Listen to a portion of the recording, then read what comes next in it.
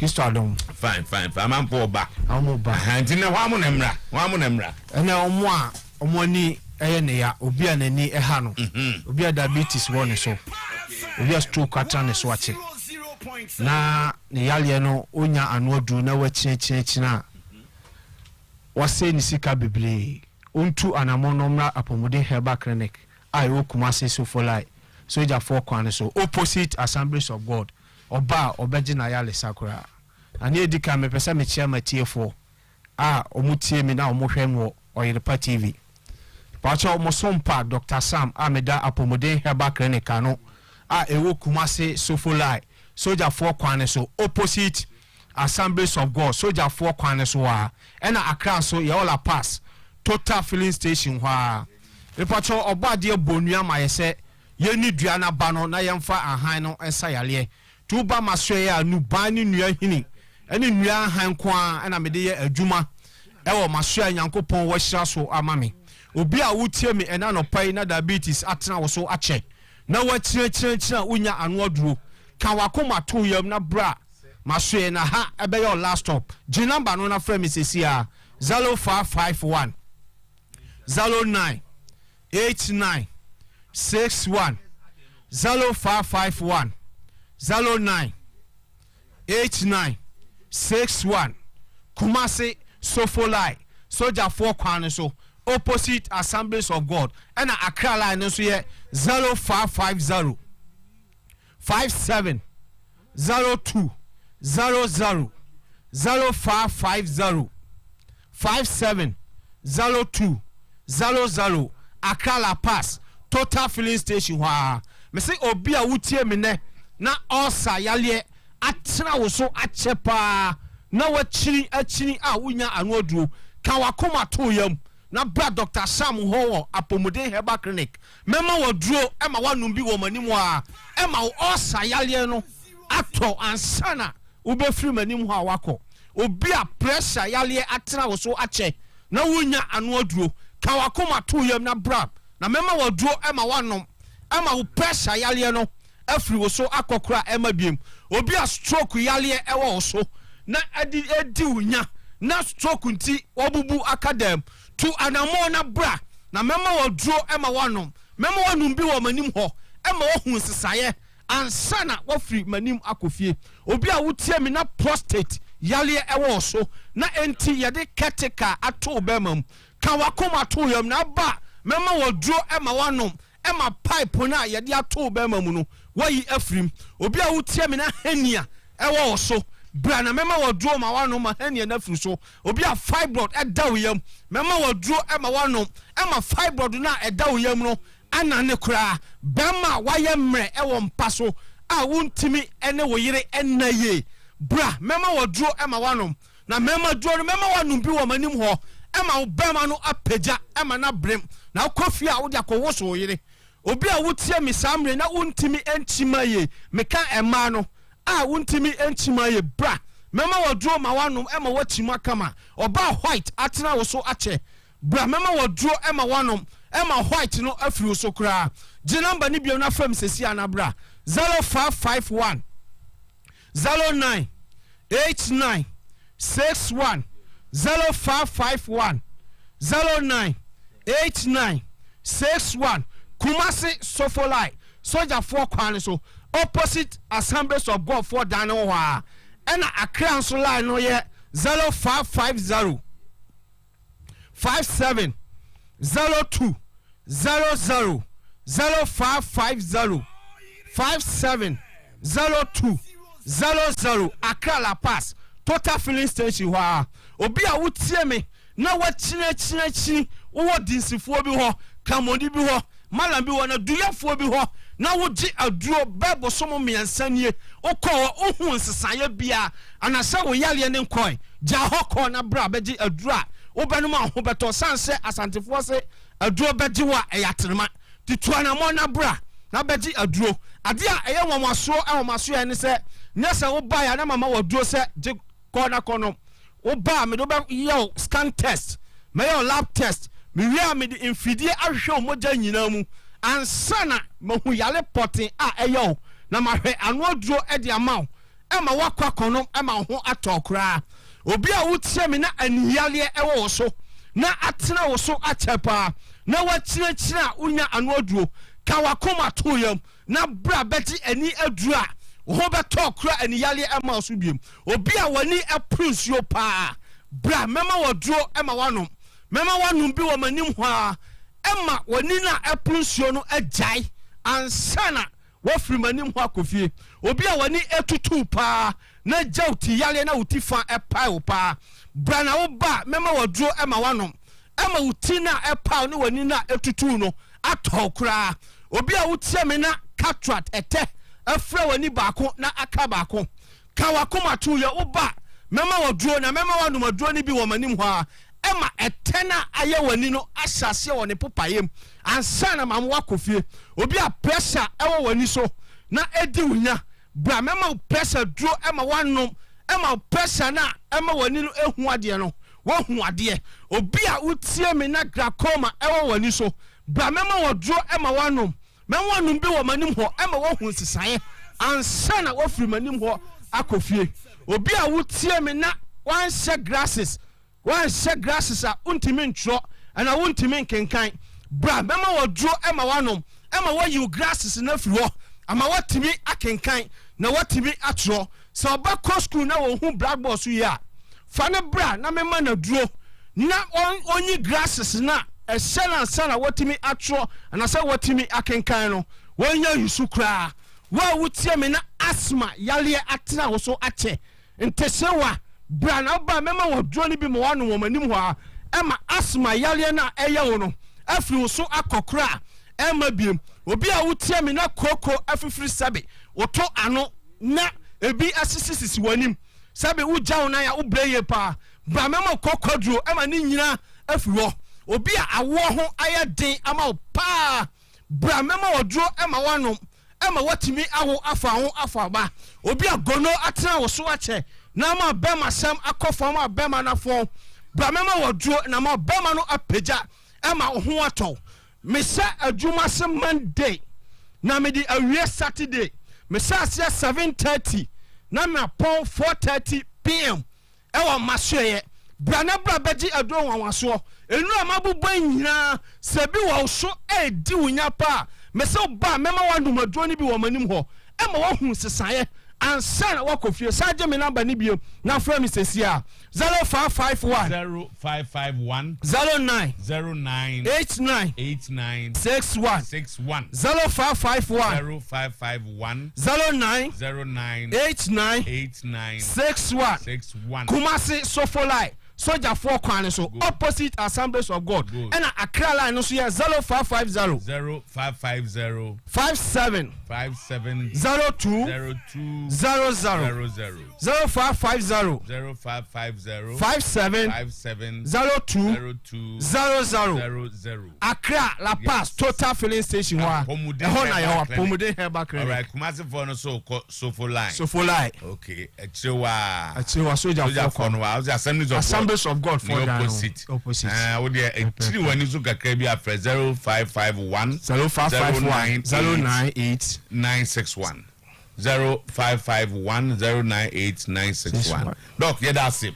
Yeah, baba. Quite tentene baby a wo bia fa numbers na etwa bi wo screen ase no na frɛ yɛn wo shaba electricals enkane apapapa omu fie ene ha Shaba Electricals ebusiafo empanyimfo se de ani hu ene edi hu adanse mosomfo na nafia kobi ma mepiem wo ha e ka mini senkane apapa se wo hono wow enkane apapa pa ni na se won kane papa say wo hono mo ene na me kanfo bo Shaba Electricals e de ama se wasi hotel wie na wo pe kane papa pa wo mu de ye bo Shaba Electricals se wasi guest house wie na wo pe kane papa pa wo ye bo Shaba Electricals ye wo ceiling fan spot light ye wo CCTV cameras eni de akika ho nyina ye wo bi e wa ha ne mu sei dwumadie bi a wudi e fan kane ho de me kanfo bo Shaba Electricals e de ama se baby a wo bia no bra yɛboa ne de ɛda fam bɔkɔ wo akyirikyira ɛma ne nya wadwendwen ye hia ne sɛ oni ebedi nkita ho ye de be mane be package ne kama na de amanu ba bi a wo bia Sometymer Electricals ye wo adum kumase aha ne mu sei ene ye wo prisons ho no mo na me kire matadis asori dan no ye ne wo mo ene bɔ ho enti ɛma ne nya nkwan tentene ba bi a wo bia fa numbers na etwa bi wo screen ase no na frɛ ye Sometymer Electricals enkane apapapa omu fie ene ha Sometymer Electricals ebusiafo empanyifo se de ani hu ene edi hu adanse mosomfo na na afia kobi ma me piem wo ha e ka mini senkane apapa se wo ho no mo wow enkane apapa pa ni na se won kane papa say wo hono mo ene na me kanfo Sometymer Electricals e de ama se wasi hotel wie na wo pe kane papa pa wo mu de eye Sometymer Electricals se wasi guest house wie na wo pe kane papa pa wo eye Sometymer Electricals ye wo ceiling fine spotlight ye wo CCTV cameras eni de akika ho nyina ye wo bi e wa ha ne mu sei dwumadie bi a wo de e fan kane ho de me kanfo Sometymer Electricals e de ama se bebi a wo bia no bra yeboa ne de eda fam bɔkɔ wo akyirikyira ɛma ne nya wadwendwen ye hia ne sɛ oni ebedi nkita ho ye de be mane be package ne kama na de amanu ba bi a wo bia Sometymer Electricals ye wo adum kumase aha ne mu sei ene ye wo prisons ho no mo na me kire right of Morocco in that Spain body by Morocco for any day. They are prepared team for the World Cup. The other one say why? The other one here Spain, Morocco, Spain, and Switzerland, Portugal. What a game! Switzerland, Portugal. Almost some games be recently. Yes, Switzerland. Portugal. Of course, the game I made me Switzerland for cheaper. Ghana Shakanti. Switzerland cheaper. Ronaldo. Okay. And to whom I say Argentina and Morocco. Argentina and Netherlands. England, France. England no why neighbor. France neighbor. England and France. Brazil, Croatia. And okay, Brazil, Croatia, no more Brazil. I'm more. Netherlands, Argentina, mini baby, I do be okay, Messi in Argentina. And Switzerland, Portugal, and also Switzerland. Morocco no one born in Spain. Morocco because I'm free Africa. Okay. And I'm the support to my team. Portugal, Switzerland. Switzerland. Yeah, Vinicius Junior. Okay. All right. Enti yanko lawyer na ye result 10 o'clock. Near Baby if you end the World Cup because that's what we are doing today. And then Tina Kotoko will go for Coach Wellington. You know the reason. Yeah, I know. Reporters say language barrier no see a factor. Language barrier between the head coach and Gazelle. What is the language barrier? The language barrier may cast Gazelle in on French. And Orlando Wellington or French to say a country. So it's a major factor. Didn't say I know one of the major factors are oh yes, Orlando Wellington. No. Reason no. All right, Tinti, the boss player Abia Kwanum, Oyerepa 100.7 FM, NCS Best Radio Station live on Oyerepa TV, NCS Best TV Station live on Facebook, Oyerepa Radio, Oyerepa Sports, say hashtag Today's Sports, award-winning show. Today's Sports, Oyerepa Sports Station of the Year, Sports Station of the Year. Today's Sports inti obese show no on Facebook na fe watimi I enjoy bright mo oko Twitter page wa amatimi post to ho oba retweet na fe niema nyina atimi akoye ensam no edoso anopay nembom de disa factor se ohwe na fe wotie na ye de ema kitikiti man poli bi ene wo ma yanom akanso maka bono pa ye to a boase na emro no nyina ya confirm ama emra kitikiti na ewom no a watie no ya to a boase na fe ya cheche mu ye ama anopai ewo dwumade no so ntantam so yan hyase emfi Cristiano Ronaldo na so ye enra ewo training grounds na nyasem ketwa wone ada players na prepare for the Switzerland game run of 1690 way Cristiano Ronaldo and afe ada players no almost sprint said ye no ombetime ed players no atumrika enti Bruno Fernandes Cristiano Ronaldo and afe ada players our camper uko Facebook yete atoso Oyerepa Radio Oyerepa Sports obetime enjoy pay na afe nyama nyina enso etime akoye sorry dano ye no mo enebo ho enti amane nya nkwan tentene baby a wo bia fa numbers na etwa go screen ase no na frɛ ye wo shaba electricals enkane apapapa omufie ene ha Shaba Electricals ebusiafo empanyimfo se de ani hu ene edi hu adanse mosomfo na na kobi ma mepiem wo ha ekamini senkane apapa se wo honumo wow enkane apapa pani na se wankane apapa se wo honumo ene na mekanfo bo Shaba Electricals e de amount se wasi hotel wie na wo pe kane apapa pa wo mu de eye bo Shaba Electricals se wasi guest house wie na wo pe kane apapa pa wo eye bo Shaba Electricals ye was ceiling fine spotlight ye was CCTV cameras any the akika ho nyina ye will be ewa ha no mu sei dwumadie bi a wodi e fan kane ho de mekanfo bo Shaba Electricals e de amount say baby a wo bia no bra ye bo ne de e da fam boko wo achichira e ma ne nya wadwendwen ye hia ne se oni ebedi nkita ho ye de be ma ne be package ne kama kama ne de amanu baby a wo bia bo Shaba Electricals ye wo adum kumase aha no mu sei ene ye wo prisons ho no na mechire matenisa sorry dano ye ne wo mo enebo ho enti emane nya nkwan tentene baby a wo bia fa numbers na etwa go screen ase no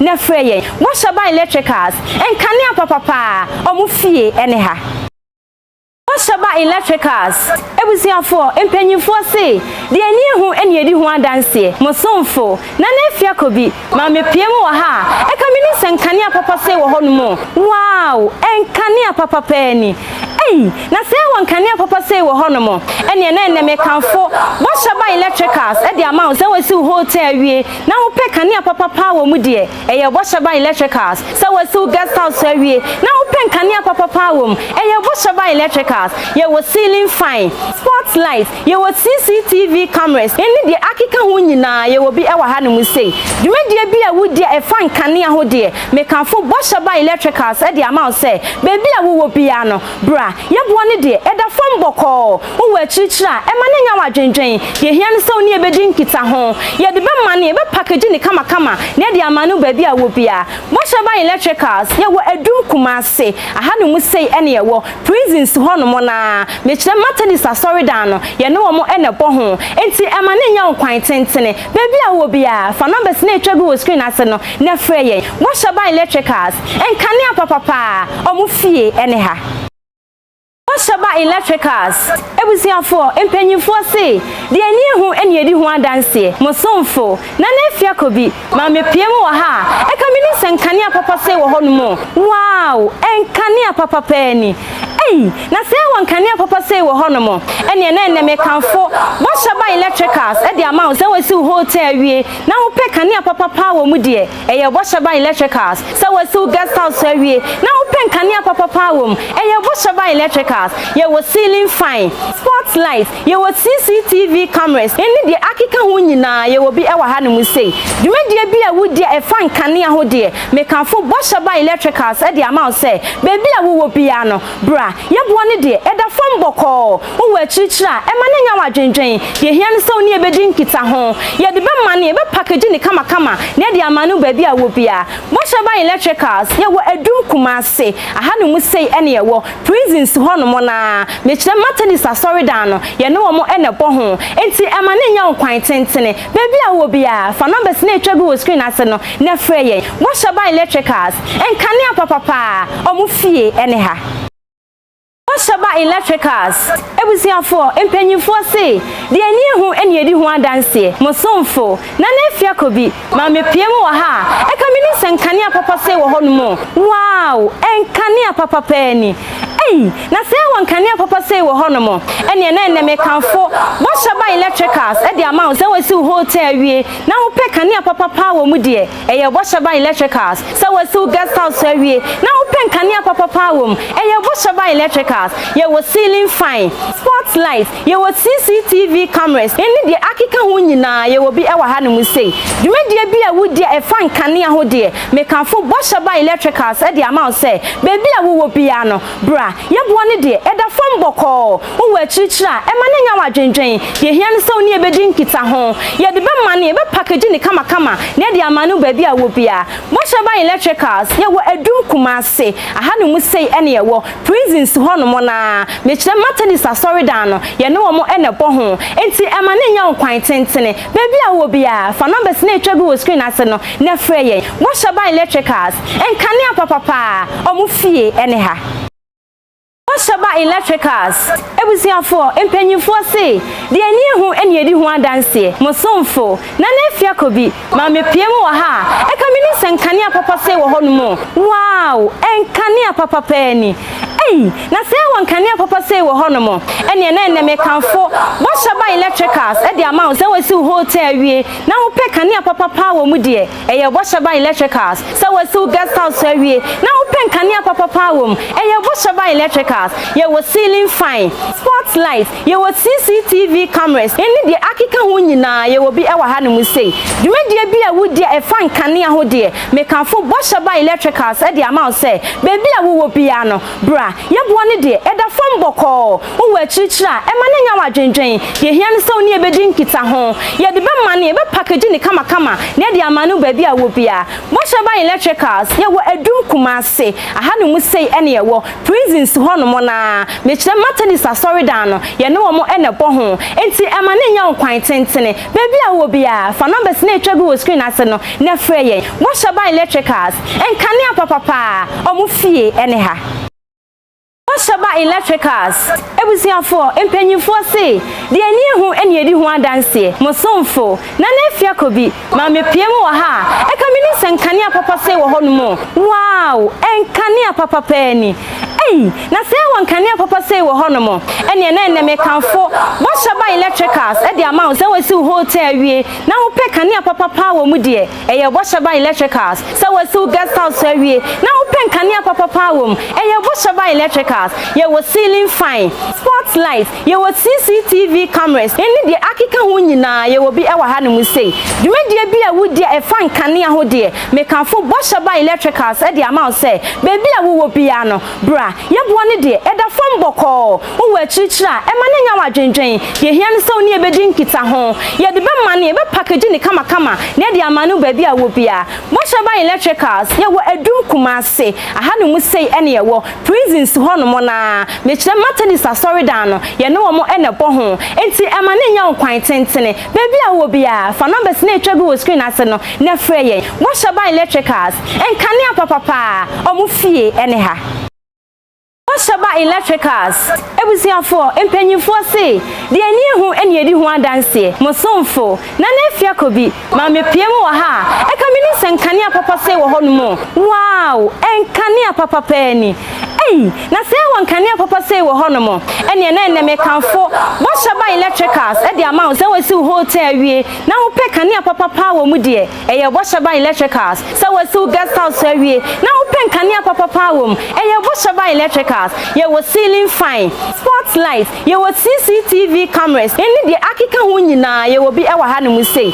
You may be a wood dear a fine Kania ho dear, make come for Boshaba Electricals at the amount say, baby I will piano, bra, you wanted dear at the phone boko, who were chicha, and manning our drinking, you hear so near bedin kita home, you the best money, but packaging the kama, near the Amanu baby I will be a Boshaba Electricals, you were a doom kumase, I had to say any war, prisons to Honom. Mona, which the matter is a sorry down, you know more and a bohon, and see a man in your quintentine, baby I will be a for number snake trouble screen as no, nefrey, Boshaba Electricals, and Kania Papa, or Mufi, anyhow. Boshaba Electricals. Ebusiafo empanyimfo se de anihu ene edi ho adanse mosomfo na nafia kobi ma mepiem wo ha ekamini senkania papa se wo hono wow enkania papa pani na se wankania papa se wo hono mo ene na mekanfo Boshaba Electricals e de amount se wasi hotel wie na wo pe kania papa pa wo mu de eye Boshaba Electricals se wasi guest house wie na wo pe kania papa pa wo eye Boshaba Electricals ye wo ceiling fine sports lights ye wo CCTV cameras ene de akika ho nyina ye wo bi e wa ha ne mu sei dwumadie bi a wudi e fan kania ho de mekanfo Boshaba Electricals e de amount se bebi a wo bia no bra ye bo ne de e da fam boko wo wa chichira e ma ne nya wa dwendwen ye hia ne se oni e bedi nkita ho ye de be ma ne e be package ne kama kama ne de amanu bebi a wo bia Boshaba Electricals ye wo adum kumase aha ne mu sei ene ye wo prisons ho no mo na me kire matadis asori dan no ye ne wo mo ene bo ho enti e ma ne nya nkwan tentene bebi a wo bia fa numbers na etwagu wo screen ase no na frɛ ye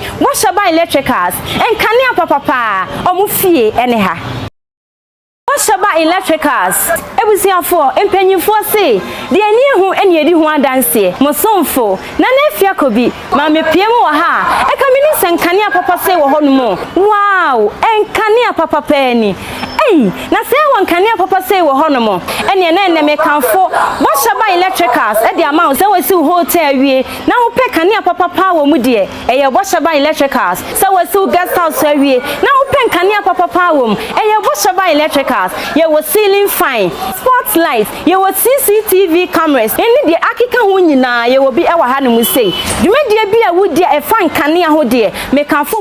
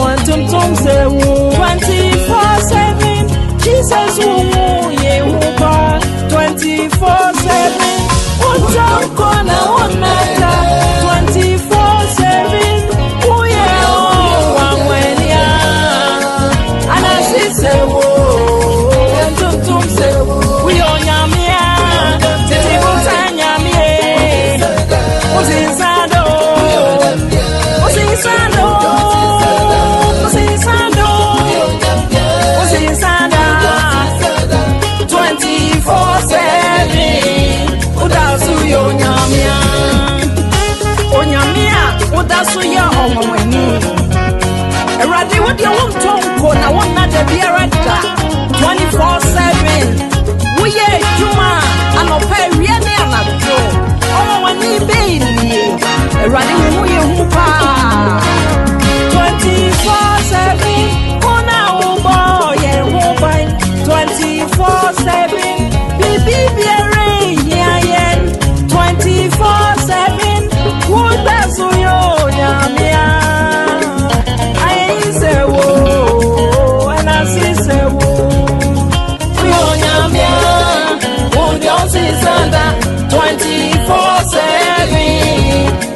suyo nyamia aye sewo tuntunwe aye una suyo nyamia aye sewo tuntunwe anasi sewo na suyo nyamia anasi sewo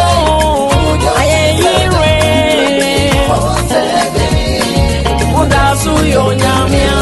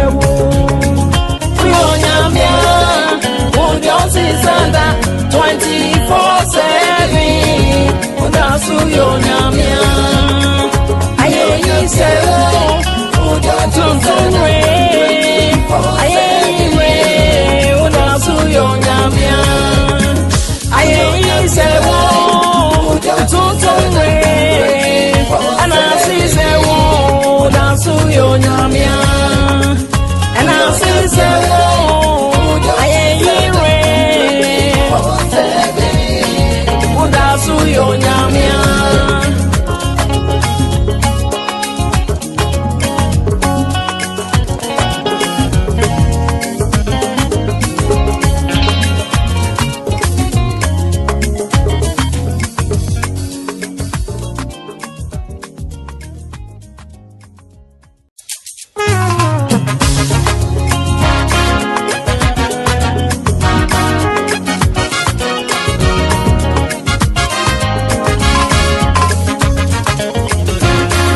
yɛnyɛ fast. Happy birthday to Mrs. Vera Owusu. Happy birthday to Mrs. Vera Owusu. Oko aferi akrofromu a wifi ene daso no ntino masa nyebete ho. Happy birthday to Mrs. Vera Owusu de atie e ho no. Ne to so happy birthday to Rita Ejesefa o Kronom Afrancho. Happy birthday to Rita Ejesefa Kronom Afrancho. Yes, ena yankoi. Happy birthday to Kwakudia Dudona Fro. Table B, we administrator Edema Okofo Heba. Also a member of Lovers of DL Fan Club. Happy birthday to Kwakudia Table. Not just say the tie Elhonon. What was it for wife too? Miami of Fabaso, what do you say? Go back last one. Now you can yes, it's on say Ofano Bado when jump. I said that. Sorry, Kovaza. Yet you also love a pay. Yakafunya Papa Alpha.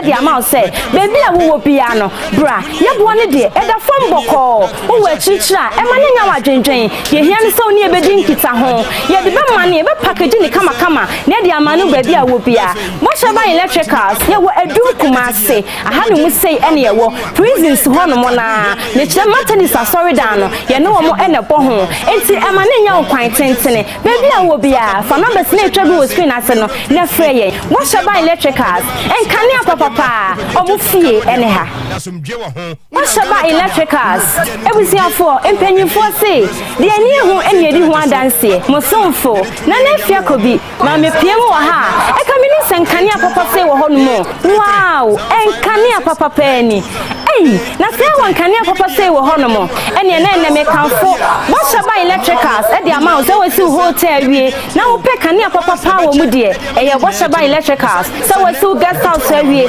na wo pe kane papa pa wo e ye bo shaba electricals ye wo ceiling fine spotlight ye wo CCTV cameras eni de akika wo nyina ye wo bi e wa ha no mu sei dwedie bi a wo de e fan kane ho de me kanfo bo shaba electricals e de ama se baby a wo bia no bra ye bo ne de e da fam boko wo wa chichira e ma ne nya wa dwendwen ye hia ne so ne e bedi nkita ho ye de be ma ne e be package ne kama kama ne de ama no baby a wo bia bo shaba electricals ye wo adum kumase aha no mu sei ene ye wo prisons ho no mo na me kire matenis asori dan no ye ne wo mo ene bo ho enti e ma ne nya wo kwan tentene baby a wo bia fa numbers na etwa bi wo screen ase no na frɛ ye bo shaba electricals en kane papa omu fie ene ha bo shaba electricals ebusiafo empanyimfo se de ani hu ene edi hu adanse mo somfo na na fia kobi ma me piem wo ha e ka mini senkane papa se wo ho no mo wow en kane papa pani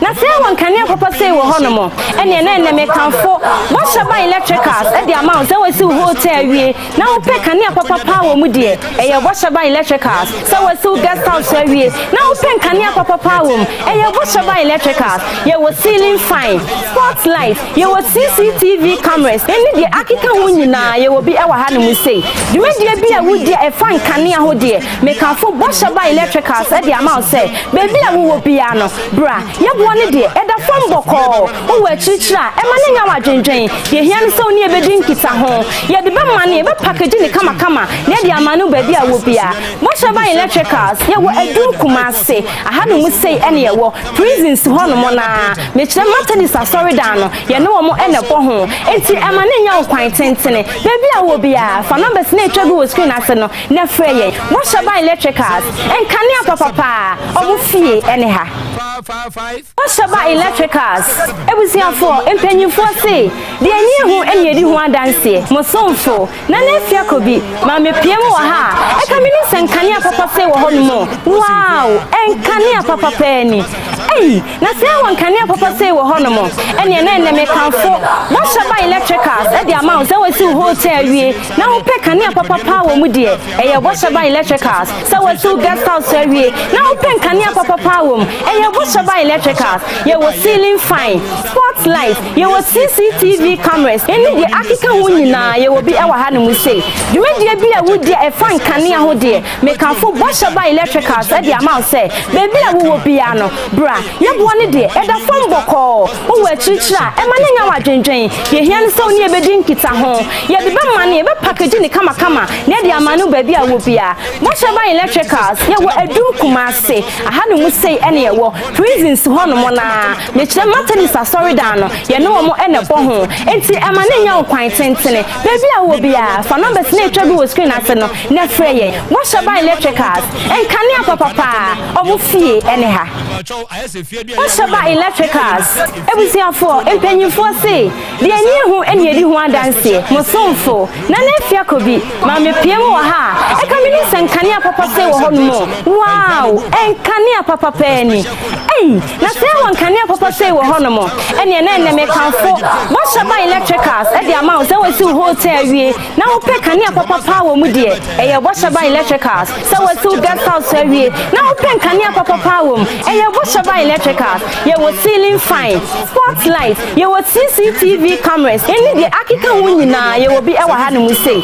You may be a wood dear, a fine Kania who dear, make a full Boshaba Electricals at the amount say, baby, I will piano, bra, you have one day, at the phone boko, who were chicha, and money our drinking, you hear so near bedin kita home, you have the money, but packaging the kama, near the Amanu baby, I will be a Boshaba Electricals, you were a do kumase, I hadn't say any war, prisons, Honomona, Mr. Martin is a sorry down, you know more and a poho, and see a man in your quaintance, baby, I will be a for number snake trouble screen as no, Nefrey, Boshaba Electricals, and Kanya Papa, or Fee, anyhow. Boshaba Electricals, every year for, and penny for say, the near who any one dance, Mosonfo, Nanefia could be, Mammy Piemo, ha, a communist and Kanya Papa say, Homo, wow, and Kanya Papa Penny. Hey, now say one Kanya Papa say, Honomo, and your name may come for Boshaba Electricals at the amount that was to hotel. Now, pick Kanya Papa Power, Mudia, a Boshaba Electricals, so was to guest house. Now, pick Kanya Papa Power, a Boshaba Electricals, you were ceiling fine, spotlight, you were CCTV cameras, and the Akika Winina, you will be our hand, we say. You may be a wood dear, a fine Kanya who dear, make a full Boshaba Electricals at the amount say, baby, I will piano, bra, you have one day, at the phone boko, who were chicha, and money our drinking, you hear so near bedin kita home, you have the money, but packaging the kama, near the Amanu baby, I will be a Boshaba Electricals, you were a do kumase, I hadn't say any war, prisons Honomona, Mr. Martin is a sorry down, you know more and a poho, and see a man in your quaintance, baby, I will be a for number snake trouble screen as no, Nefrey, Boshaba Electricals, and Kanya Papa, or Mufi, anyhow. Boshaba Electricals, every year for, and penny for say, the near who any who are dancing, Mosonfo, Nanefia could be, Mammy Piemo, ha, a communist and Kanya Papa say, Homo, wow, and Kanya Papa Penny. Hey, now say one Kanya Papa say, Honomo, and your name may come for Boshaba Electricals at the amount that was to hotel. Now, pick Kanya Papa Power, Mudia, a Boshaba Electricals, so was to guest house. Now, pick Kanya Papa Power, a Boshaba Electricals, you were ceiling fine, spotlight, you were CCTV cameras, and the Akika Winina, you will be our hand, we say. You may be a wood dear, a fine Kanya who dear, make a full Boshaba Electricals at the amount say, baby, I will piano, bra. You have one day at the phone boko, who were chicha, and money our drinking. You hear so near bedin kita home. You have the money, but packaging the kama, near the Amanu baby, I will be a Boshaba Electricals. You were a do kumase. I hadn't say any war, prisons Honomona, Mr. Martin is a sorry down, you know more and a poho, and see a man in your quaintance, baby, I will be a for number snake trouble screen as no, Nefrey, Boshaba Electricals, and Kanya Papa, or Mufi, anyhow. Boshaba Electricals, every year for, and penny for say, the near who any who are dancing, Mosonfo, Nanefia could be, Mammy Piemo, ha, a communist and Kanya Papa say, Homo, wow, and Kanya Papa Penny. Hey, now say one Kanya Papa, and no Omuna, 80. Yes. Now say, party, yes, say, Brunia, Bessie, and baby. Now say, Samuel. Hey. Oh, this is my permission. I'm going to go party. No, I'm for Gona, me and Sembia can't boom so much per se. The boom. Hey, I feel party. I'm connected. Mas a voz I'm connecting for Basuna. The wife birthday in the house. Yes. Yeah.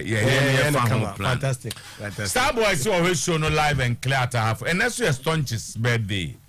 Stonch's the black soldier. Stonch's birthday. Nice guy. Stonch's and Oko Hotel from or no. And almost sports no no power neck. Why do you Konongo Kumasi no one kind? Oh boy, do I crap, papa, the black soldier. Yes, and what is 3 years so? Konkaya, Krokro me kama, Shiame man baby dad me nante. Stonches. Now they are quite manager for maybe I'm who say. Is this on a car na effect? Oh yes. Drive nice Chevrolet to be at him say yes. Yes. Stonches who come and I know Uber fly say. Do be on them now. Of course no one from Conquer Wanyaka. Intino. Maybe I can say. Yeah, and do baby and okay. So no loud and clear. I have for Meme Airport. More fire. Congrats to Brazil for their massive victory against South Korea yesterday. Queen Juventino said, Ocheano Pay, I'm watching the show live from Moses. Queen Yana, what did I Germany from Troy? Stamham, please. I want Striker to explain what happened in Juventus. What is happening in Juventus? Okay.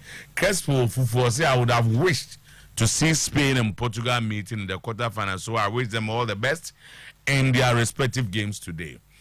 Prince Young said, Ochayen, please can you ask David Obinyak when exactly they are going to start the youth team, because it's long overdue, and also if you can give me more details about our new assistant coach Orlando Wellington, watching from Jobbing. Ya sebe ewa Amakuma in Fiore shown live our gospel Ogbabrain inside Amakum. Morocco will beat Spain this afternoon. A corner by a free year Okese Ochayen, the humble legend Amafrani Electrical Park Estate Kumase. Brazil and Argentina seems to be scary in this year's World Cup, but France will defend the trophy. Greetings to all theocracy church members from Asfrani Electrical Park Estate. Queen Juventino said, okay, that's ready. Kwame Young, this is our most expensive World Cup trip. Prior to our first match, we had already sacked 2 coaches who played the qualifier with huge compensations, CK Akuno and Milo, with the latter making away a whooping sum of $500,000. Also with CK still battling with his share. You subsequently appointed player scout to man your bench and expected what? We had 2 match analysts and a video analyst. The same time yet we saw nothing from a coach who shows he's analyzed his opponents. Our problem is the GFA and our football is in wrong hands. Okay. Edmond Kofi Diachese, the only hope for Ghana football is NYA. In Anaya we trust. Oyibo Boateng Nebe. I'm watching you live. Morocco is our last hope, else Africa is doomed. Go Morocco. Simba Madrisa say already live or Roman Rejaka. The real proper good plays football tonight. Portugal will qualify. Kwame Young, please permit me to use your medium to say big God bless you to Dede and the squad for losing that game against Uruguay and saving us from a monumental embarrassment, because I can't imagine Rafinha or Vinicius in a V1 situation with Baba Rahman and Otuado trying to outsmart Tite. Bana and the name Black Stars have been spelt. Watching live from Toulouse in France. Mohamed Awase Ocheano Pay or Italy. Greetings to my lovely daughter Mawada and Ishaka Bonsio. Jackson Kofiusu, good morning. I wonder how people thought we were going to perform at the World Cup. The souls of most Ghanaians are crying of hunger, and you went to spend this amount of money at Qatar. God is not asleep. Fire, burn them more. Eric Nana Forian Pofo. Also, welcome home. West GFA president ever Ghana has ever had. You think you're doing Baba Rahman good by rather destroying his career?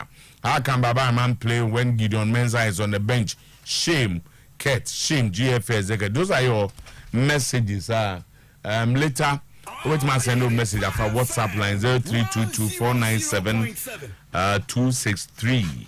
All right. Zach, Yansha say Kofi Ricky is back from Qatar. Kofi ever also. This time I wanted to say a man for enough time to express themselves. Zach, 2 rounds. You start your first one. Yeah. Mr. Tondra, you know good games. Actually, at the World Cup, and now fixtures national share. One thing about the World Cup, so to whether a bit master, you do see na I can see for no movie. Now so fixtures na quarterfinal. Argentina, Netherlands, big guys when it comes to world football. France, England, big guys when it comes to world football. Now you know Croatia, Brazil. Don't forget Croatia. Just last World Cup, they were finalists against 5-time champions of the World Cup in Brazil. Until now, I can say so the big guys in AU and I get on will be a coffee. and the World Cup no more there no I shall say AU or more Nandra Brazil am a 5-star performer against the South Koreans. Now the talk game media. So one game ni now take 4-1. Ebia was say it was a game that Korea for no mama me hwe. But say obo game we na a game at a point in time say keeper about 4 crucial saves to keep the score line send na etia e che say the South Koreans are a very good side. And na say Alisson Becker at his best to keep the score line send the etia and the AK, you know. That bring an opera make captain say and you actually say I'm goalkeepers them to we are very very crucial when it comes to stage like this. And here in can say goalkeeper a film they who film na she they who film na she even though Brazil won 4-1 but Alisson Becker kwan 5 crucial saves and saves are born ebia born keke kito bi no watch no saves are all the 10 keepers esiwa e bet match 8 but no was save to keep the score line send there so and the chance say tournament and all about having 10 players or good any bench keke but you need to have a very good goalkeeper me there obet make keep no move along the way now msoto I'm saying the Brazil team no with Neymar and without Neymar two Brazil and a Brazil for the war. The Brazil without Neymar and the Brazil that we enjoy. If you want to enjoy Brazil and the Brazil with Neymar, they are not the more one. But again, mommy, the picture of Neymar yesterday. I did Neymar Brazil. No play being no more. I didn't say he's so intelligent that he's able to create space for himself. And see this picture on the screen. Ononkwano, he's in between the first block and the last block. I don't know anything. And the Brazil at this point, the only thing they have to do is to force the pass to Neymar. So until do say yeah, the only person say I was a pass no. I could do Neymar a chance because then the man Neymar gets the ball at this stage and 3 against 3 because Vinicius on top or no he can easily beat an opponent. Richarlison is making a run. It's hard the way Neymar de Brazil no only team ni mo o de Rodrigo ba on team nye Manchester Manchester Fred oh yes boy ya ko to no ba Anthony and team nye Martinelli and for more Gabriel Jesus and for more so the ability to create space when they are attacking and no any nimo team nimo or the moment teams and team no mumbo and general within the first 35 minutes the Brazil game no cry it was a total dominant Brazil side now Koreans no but ebia for the opponent that they met in Brazil and then team bia and a very different thing. You understand why we struggle against them? Portugal almost and even Uruguay couldn't beat this South Korean team. I think say Brazil actually say World Cup radio so far tournament team open teams now. So Brazil one of them. Argentina yes a slow start. But bounce we need their next 2 games and the round 16 games now qualify. So far I think say quarter final no very good games to enjoy.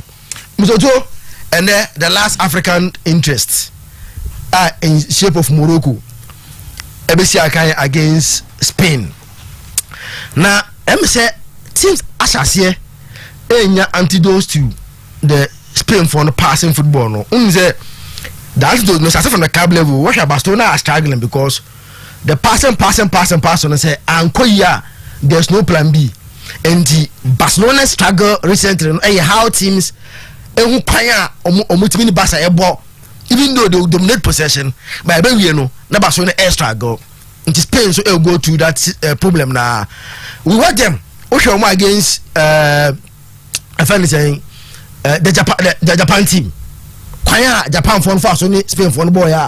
Almost even though Spain dominated the ball, but they are Japan funny and they say, "Omo won't create any chance be until the pass ball no on chair." But baby, all the quiet there will be a set between one and Fabiano, normal close. Me sure say Morocco so far, all the teams that qualify to the round of 16, no bets like defensive record because only one goal conceded in the group stage the bar into the round of 16. In terms of defending, they were the best from the group stages to the round of 16. And one thing, I have a strong card of Morocco and they say they are not conceding goals. Very solid defensive, and Amrabat in front of them, solid. And you know, when you're attacking Morocco, the ability to say about me actually go to and go no more because they're on goal. In that last game that they play, it's against a Spain team. Last year, also in the World Cup in Russia. Now I remember 90+1 and a Yago Aspas at Kermani 2-2 because next Morocco we are last minute and Aspas take Kermani 2-2. And a team that just recently you met them. And I think say coach and then I regago say Enuka Safido bia blame Samobodu biom because ejuma papa no na me so say baby no be adwen say Enuka so bia blame bodu sa na level no coach level na ebro no so say we no or grade A e Safido bodu no CD so onu CD and we no A+. Eti level no nyepe into Obua because if you look at the teams that this man Belgium, so how he dominated the World Cup now I think you understand. Okay. And then against Spain as interested I think they say support no Morocco say Akim Ziyech should come to the party and get the results for them. But that's it until Obesaba until Joachim captain good morning sir. And congratulate Oyerepa FM our Jumedia Oyerepa FM our National Communications Award na ene me buy trophy system ni where no me proud so to me mo Jumeku ya baso me mo Jumepeni abaso or also we an award because ne Jumedia na strong as you to something that is well deserved by Oyerepa FM. I'm just surprised at the ground the backgrounds for no edipa do na no we can say yes the station no ebo juma papa it deserve e ba me fa kwanya we no congratulate everybody Oyerepa say enko so na nya juma den ma ye hwechi we no ensa inspire on the last time was 3 this time 7 next time just 4 na be kan ho next time you expect say 3-4 more ebasa be kan ho na kwa na ye ko enim. Congratulations Oyerepa FM. Now I'm so to World Cup way are teaching a lot of lessons. I always maintain this stance say the amount for attackers in football say obia hunubo and football obia hunubo dey bia mujitum say World Cup belongs to the elite countries now. Elite countries now. So sorry o qualify quarter finals now. Most of them belong to that bracket, the elite. The Brazil, the English, the Netherlands, name them, all those countries. And I'm a group no groups I'm qualified to 160 no except Japan Mizoto or top in the group and one team and Mama Kenya top group no and go to quarterfinals. So and I the last 2 games I ever heard. Portugal, Switzerland, then Morocco and Spain no. You ever heard I say every time follow that suit. But it has been good. The competition, no, it looks like said this year's World Cup, no. I'm a lot of things to cheer about. The countries has performed. Individuals are making and setting records. Are breaking and setting records. For example, Oko French national team, Olivier Giroud, and he's the top scorer of all time, 52 goals, and on one share the French national team. And they will beat what you call Thierry Henry's records in the World Cup now, and I was breaking that record and setting new record and still counting because they will have a game against England. So to me, I extended that record now, which is good. So in this World Cup, you've seen a lot of this French player. Mbappe. What should I say? The last World Cup, he was seen as a promising player. Now he has arrived. he's an established player. And they all take the world on, leading the goal king chart now, scoring 5 goals. And so the performance of the man in their last game on boy, it was a 5-star performance. You always agree to those who think say he is taking over from the Messis and Ronaldos. Over the bar or the Emma. Now the big countries are also proving why they deserve to be here. You watch Brazil against Korea. Now I clear say yes, Brazil giving us top performance. Brazil squad, the last time I make so even squad the Cameroon the show it wasn't a squad because the Cameroon say Cameroon play and dominated. No, it was Brazil who was always on the front foot, who created a lot of chances, who made sure saw to win the game. But football as it is full of uncertainties. And I'm a Cameroon be share that goal now back go now Cameroon winning that game. Even with that Brazil squad, I'm the boy, you know. Almost all the squad players are boy a new players, including the goalkeeper. Some players now airborne. Uncle country be one so go status. Look at almost levels, clubs almost ball, and almost levels. And they up to bench all Brazil. So time I come back say Cameroon for sure no. Now almost yeah because for record's sake. Now they wouldn't want to see an African contributing them. But of course, time ago on buy na heading. Try as they did no, to Cameroon for carry the day no. But no more qualifier we no more back game we no. Now they needed to show the world say yes they are here. So no me just surprised almost share Koreans no like those like you talk no. It wasn't a one-sided game, but they hear football no opening here. You play with them, but on better say we are Brazil. Because you watch France against England. That's France England game ever so quarterfinals. I said and say no about some time to do. Because me free say countries we no obia betimi akoni mu to win the World Cup. Per the performance of the Emma. Obia betimi akoni mu. Et nanka at least like semi-finals or finals. But per the arrangement no, you cannot get it at this point in time. A game a very big game. Is a wait as a so we share it looks like the top countries are still showing say yes they are there. And then Africa, your hope is on Morocco. Because when it comes to other continent, almost part of FIFA now, because they be a Europeans, South Americans, no over squad. Africa or one slot. Yes, Africa or one slot in Morocco. Now Asia, Japan and Korea, CONCACAF, United States away, so Africa, your only hope is with Morocco.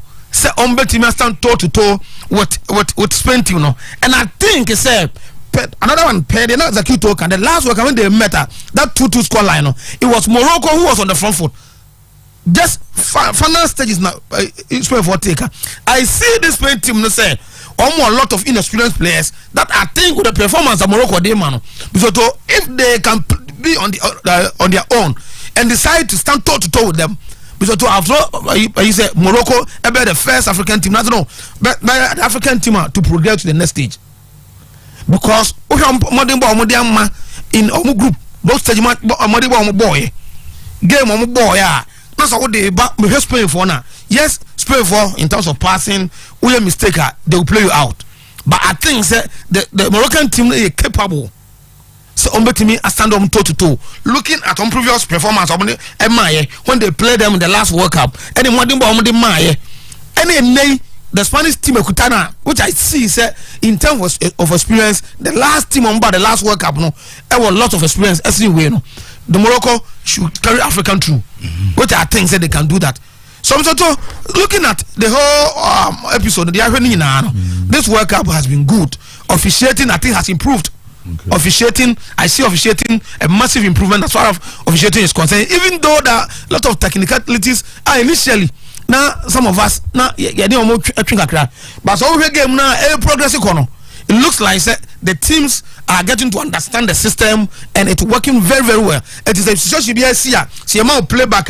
You sit down and say, okay, this one is perfect. I didn't be a bar, you understand the team. So I think I've enjoyed the tournament and we come back. Maybe I can do Ghana. Okay. That's it. Kobe, na Yamo Akwaba so from Qatar.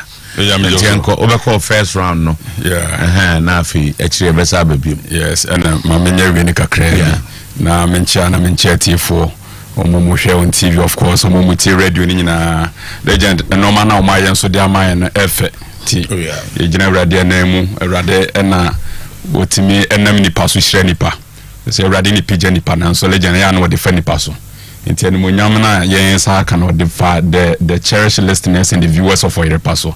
Ti edomu bia ase na ebreba ma ebeto ebo ase ne yakum legend. Kakra bi Brazil for no. Ono mo bobo na so mo betimi ahyewa omo broso a omo kire se bo no omo broso bebrebe. They will widen the gap on the beam. They would increase it and minimize it. Obechira was say bo na ye bo ni uti pen no. Till the gap will be widened. Very huge one no they are tum. Tienra no mo de ma o my friends South Korea. Mo ka cho me say baby mo duru no. Sebi in previous I can say what's one FIFA and your my friends Brazil. One again, mame omo front four no, omo front four na nche edu baby kra no mu di agro de beso o de fan kwafo ito so. Ja ni see here. No amate discussions bebebe. Ama for kra say oh. Brazil for kra no mu ade. Omo fere ade, awra ken na kasa asem no. So every single goal you score at the tournament, I just okosa. Go bia mo be se bia just am kokosa. Legend, the point is that offers our front four na that's here. Neymar, Paqueta is a central midfielder that San will use in this tournament. Obo One Casemiro as the two pivots. Vinicius Junior and Rafinha. Then there's Richarlison. So offer Brazil front four and then more attack na that's now. Legend, the pace with which they attack, the intensity of the attack, it's extremely difficult to hold on to these guys on the screen. And in my opinion, the backbone of this Brazilian setup, you talk about the attack, but legend, the point is that so to boss and associate the defensive setup of Brazil, you understand? You know, boy in a friendly game, no because I say Brazil for no, ball with 3 center backs because Militao is a center back legend and you're born as a right back. And the team in the A defender, he will run to the center back position. Now Babenya Militao, Thiago Silva, and Marquinhos into my 3 at the back. Legend, how do you beat this line? Omo say South Korea for no, they are good in terms of scoring goals. And omo yo defensive line no, na Danilo and a ball left back. And Militao and a ball right back. And Thiago Silva and Marquinhos. And omo de Casemiro ejiro Legend Pacho, how do you beat this line? So the very moment they close that defensive line, no, they have front forward, they can quickly run at you. And it's really difficult to stopping the movement of Neymar, Vinicius Junior, Rafinha, and Richarlison. Some more attack here. It's a regiment of no. And we have been on the Ghana in 2006. Legend, you were there. In 2006, in the round of 16. Omomo Bia who say, Ghana, you have done well to qualify to the round of 16 knockout stage. The stage in a Bruno. Say Ronaldinho Ejinem, Ronaldo Ejinem. Now so no more Boboa. There is no way you can play against Kaka and Ronaldinho and Ronaldo. You can't play against them. And to almost say the difference between Ghana and Brazil in the round of 60 in 2006. Sa the omodi and run be pen on the year of my friends in South Korea. Legend, they have the depth of squad. Also for South squad we are. Obet me film no ko Brazil for bench one. The richness of their bench because and San Martinelli. Legend Martinelli at the bench of Brazil. But Saturday Kwana can be said book across the boy, no. And Yasam Crank, I wasn't a Vinicius Junior crap, baby, Trananka Martinelli Bocacra. Vinicius and that thing, yes. So Vinicius and then but legend the point is that Martinelli at the bench. Almost center back Anthony, the Oyerepa say, man, no, Anthony to bench. Martinelli to bench. What am I telling you back? Gabriel Jesus to bench. Me pa challenge what I say. Gabriel Jesus no on the bench. And legend, the other screen so no. After to match goals no, e drew baby say na boys no more. But if you are watching her, Edu baby, this is how they started treating the South Koreans. Vinicius Junior ni oyi born for so say no that to pepepe. Abusuan for the point ni nyina na say Brazil for squad na ekito mo no. Nenya South Korea for asem. And they make sure say omo yi ni be count. But again, you saw video when na mame omo na Ghana na men ka asem kakra omo na Ghana in 2006 no. Sometymer Ricardo Kaka eje board omo share run of 16 omo kire say boy ni team no mo bo. Later all guys say boy ni e ka say outside okay pa 2006 okay pa we say be discussion be o dey go back Sometymer Ricardo Kaka e pick ball no na all free Ronaldo na boy say outside ku twene bra kire enya ha no starting the movement no Ronaldo ni do mesa na sela ni gina ho no ene wo wia omo ene wo kono legend we outside but if you are watching watch carefully me ba jo nyanti ase na nyansa okay Matias. So the point is that Brazil for some do bedroom stage be say na France na Holland na Germany na Italy captain say I want to no ombo assembly nyina na say ba bi omo de South Korea for no ko gina omo timi no ombo and yesterday they showed their superiority. Their supremacy counted, and that's the more reason why today omo progressing to the quarter-final of the World Cup, and it's understandable they are there. And me from the initial stages now, yeah preview World Cup no. Once I my 5 teams be analyzed, I'm just some a favorite.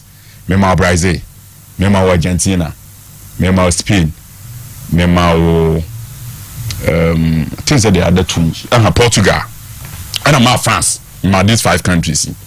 Quarter final no. So far, say legend Portugal be bonne. Be Brazil do quarter final. France do quarter final. And then likely say Portugal be to omo. Against Switzerland. Likely say Portugal be to omo. O say France is do quarter final. And aka Spain against Morocco. And they are the favorite. And Brazil be general legend. Senenya playing against France, playing against Italy, playing against Spain, playing against Germany, and yet these countries there is no way na South Korea for Brazil for beating about. So legend, it's understandable in that regard. They say, or my friend say, Brazil progressing to the quarter-final stage of the competition. But na coach Tite so enya abotre kakra. Na Tite nka boys yi ya. We say na no join the celebration of the dance. No join. Nkrani shegu na nkra yisa samba na wono so sabi enti onya abotene sana yi deja ne tie nyina na ne say ene Portugal kwa akoba against Switzerland Portugal team no normal you no more when you press them they struggle a little bit but because of omo pressing enti on the position of Bernardo Silva or Portugal gamer we dey check the position well once the coach now moving from on front trainer or the number central method. Over Portuguese national team, there's no single method or the intelligence of Bernardo Silva. The calmness on the ball. Internet since Switzerland for the person BBA. How to frustrate Bernardo Silva. But Ayajuma Eden. How to frustrate him. He calmness on the ball. On the control we game or beje born from a deep line playmaking position or in a few or more attackers in terms of passing no setting up the tone to attack. That is Bernardo Silva, and the very moment he starts to do that, then you see the movement of Joao Felix, Ronaldo, Bruno Fernandes. So legend, maybe I tell you there, it's more likely say be Portugal and so quarter final by the close of today, likely say be Portugal. That's it. So you come back now, your befia be you may want to give us 1 or 2. Morning. Yes, sir. Okay. My mention is in Portugal and Japan game. Sorry, Croatia and Japan game of course and the knockout stage and Unkwani game I travel to the extra time I have penalties. I am a winner from the penalties. I'm out for the break kasa about golden generation. And Obia on the period. Ye ball walk up here anima time Iwe Belgium group Morocco any Croatia qualify from the group no. Kasa Bebrane Peka was the golden generation and Belgium for Enya Almufu say at least they should have won a trophy for the Belgian national team first time in their history. Because that period at a certain point Hazard was the best player in the Premier League. And then in the English Premier League Kevin De Bruyne is the best player in the English Premier League. and our for some period like 2, 3, 4 seasons. He has been the most consistent performer in the English Premier League. We you know see China when Pochettino edin the Tottenham team no HSC the big guys in the Premier League you know. That's our team no Toby any Jean Botin any Toby at the world in his team. There were other players in that Belgium team obetimi classify as unsung heroes. Ebia their path omo career by bi omo your majo befa. Obi say Azel Vessel. And they are mete ayana ehame say player like Azel Vessel when a top club to showcase his talent. The Romelu Lukaku. These are the key players more Belgium and me classify this generation as golden generation. But within that same period, your national teams are also parody players. Almost say Belgium, Diana. Baku e Croatia. E Bia, the Prosnakes, the Suka, the Robert Jani took Croatia to the World Cup semi-final in 1998. But also the current Croatian team, watch their midfield three: Marcelo Brozovic, Luka Modric. About the last World Cup 2018, their midfield three was Marcelo Brozovic, Luka Modric, Ivan Rakitic. Rakitic are retired from national team, and Maciej Kovacic about to find a position. So the same pay and saying age now. Country pure tears as you be a method ubet reside in Tommy and Zato. It is a football team, the engine and method. Croatia as a nation almost engine fit to compete with any team. But the sad news in say there be a mekasa when the hype is not around you, people will not see because sad generation here come once me. They had Mario Mandzukic, who is a proven striker, from a career or a proven striker in their team. But almost a moment me and your trophy be a Como Empire the 2018 World Cup in Russia. Our mobile final against France and France show move 4-2. And today, and no time Luka Modric free game anymore. As someone I make catch them say, hey, into your Kobani see a ball game ya na Japan for extra time when we should go and penalty so moving here. That will be the last time I will Luka Modric on the World Cup tefana. But thank God, Croatia economy. It's another golden generation. As also make a case for stars or more sample within that period. As he appreciated Omoye. And your Belgium Kwana fairly, and then your Belgium Kwana players are Omoye extraordinary players or mobile tournaments or to deliver. South Croatia team will players in Belgium for one be. I think almost so trauma history. Then Brazil game on Omoboye against South Korea. That was a classic World Cup display from Brazil. Boy, now country be born the World Cup at me because boy, ya country ya boy do to me the World Cup. It been in Brazil for boy, you know.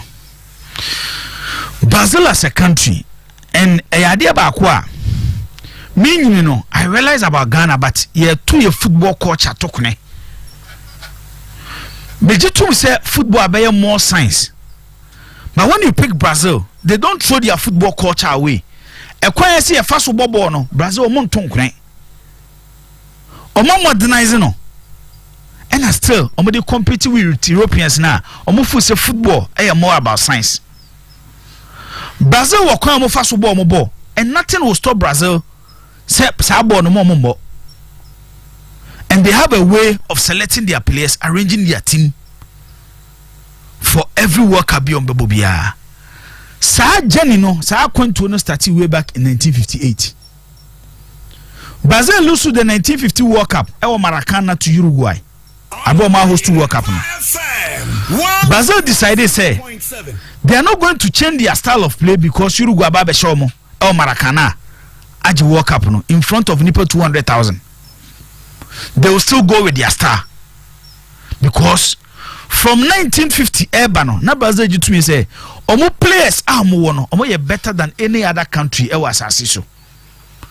It's omo by the 58 World Cup in Sweden and the Vincent Fiola ano your coach no Brazil and to kwan omo eso omo fa so ball amount to ankone.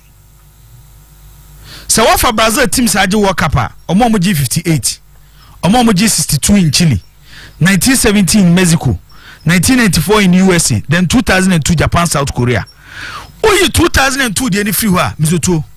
Brazil as a country at the one system and the World World Cup 4 out of the 5. Only the one system. Only Luis Felipe Scolari and the 2002 o changing their star. And no crano there is amu ade bi wo mutim ni ma from 1958 ebe mo last work 2002 almost sano playing with a double pivot, one defensive midfielder, one stylish midfielder. It young go back and question 1958 when they won the World Cup in Sweden. Almost Sweden 5-2 in the final. This was Brazil. They have Gilmar as their goalkeeper. Then the two Santos, Gilmar Santos, Nilton Santos as their fullbacks. Bellini and Orlando as their two centre backs. Nipa mienu na ejinem finfin ho no. Didi as their defensive midfielder and Zito as the number 8. Then an attack of 4. Garincha, Vava, Pele, Zagallo. It's omobo in a 4-2-4 system. Their game is about attacking. Omoji 62 in Chile. This was Brazil. Gilmar, their goalkeeper, everything in the position. Gilmar Santos, Nilton Santos, FOMO fullback position.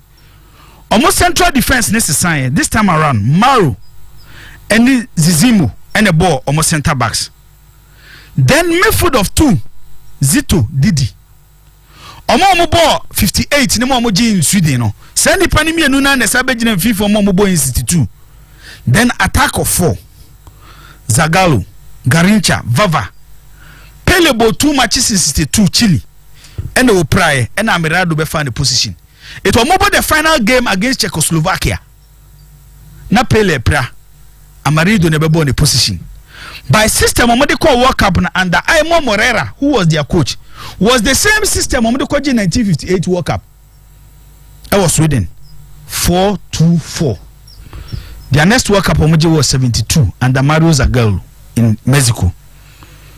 Felix as their goalkeeper, Carlos Alberto, Everardo, their 2 fullbacks, Brito and Piazza.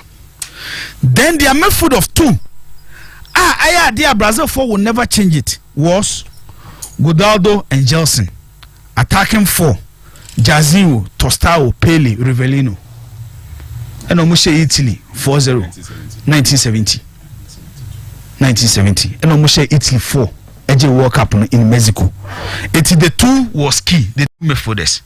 Then in 1994, under Carlos Alberto Pereira in USA, Tafra imposed Jorginho at right back, Blanco left back, Ade Marco Santos as their centre backs. Midfield of 2, Mauro Silva Dunga. Attacking 4, Mazinho, Zio, Bebeto, Romario. That was the attacking 4.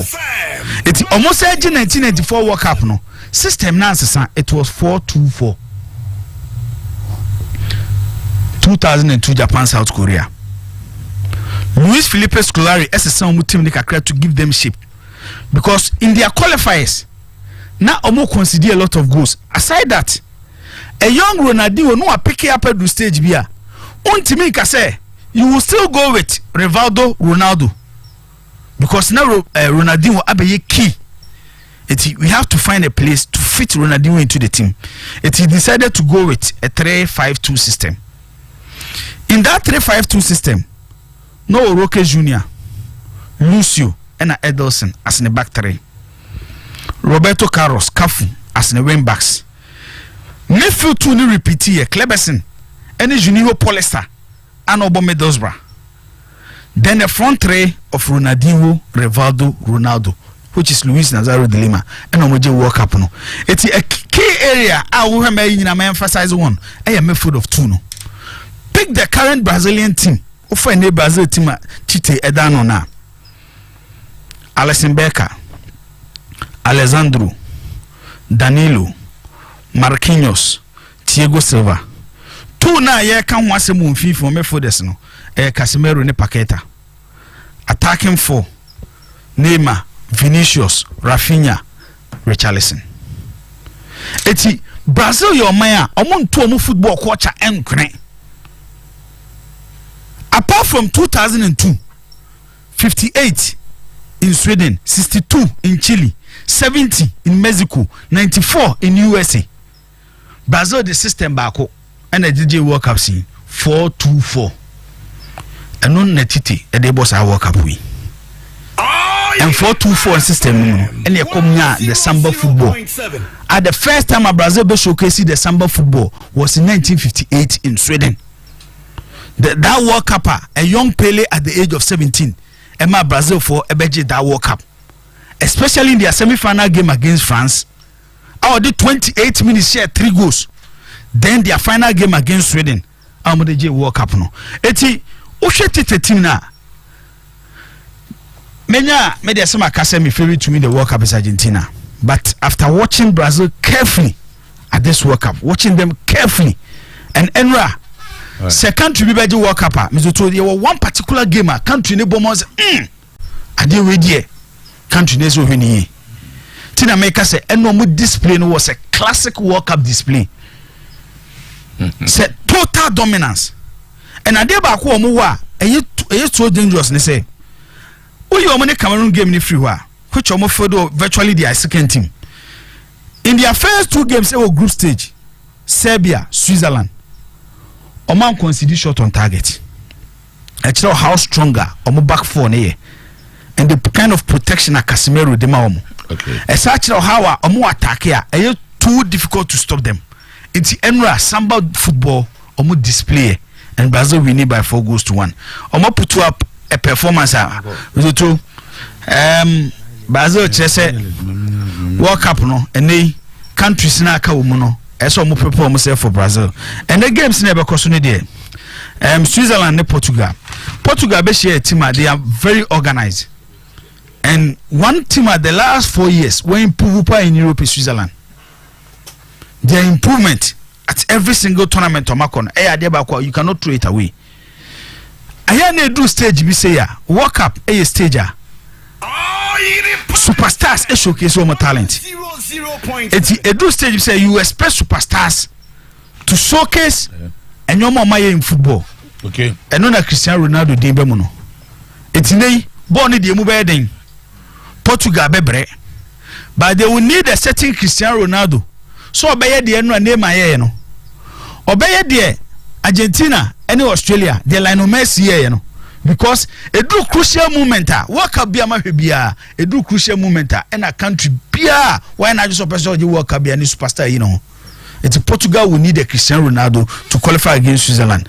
Morocco ni Spain they move there because omo rivalry kakra omo history kakra and adeba kwa mani agye ho ne say when Halilovic ayo coach no he had some problem with certain players. One Hakim Ziyech Nasu Mazuri awo Bayern Munich ofia ya score Bayern Munich no mu o problems kakra Mazuri there Halilovic ko tunsuo ball no Ziyech ankobo friendly game no drop one from the team but time Morocco World Cup no one thing they realize ne say omo the project bi ato Morocco project ne say eso omo quarter final the World Cup for the first time. Morocco need the first African country to play in the knockout stage of the World Cup. That was in 1986. Right. They feel say eso omo be better than the omo in 86 no. Topping their group similar to what they did in 86 because 86 they top their group. They have the players to punish Spain, especially looking at how Spain omo back for the struggle no.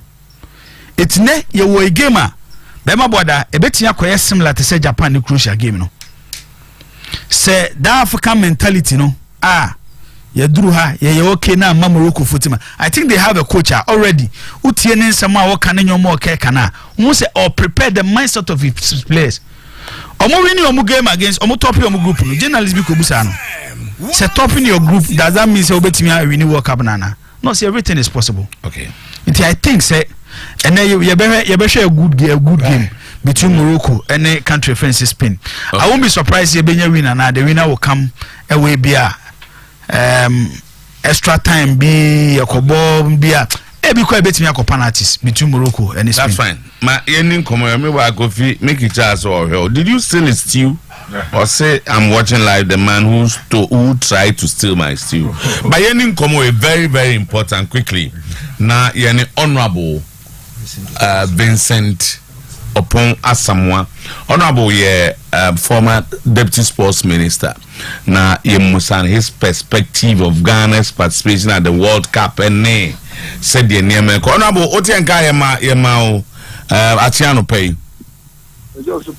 Good. Honorable Nanyama Boko there. I want them to tell the Academy of Vienna. Then I can be there.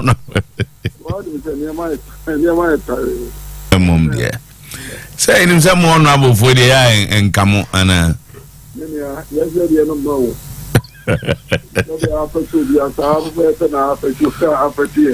Wow.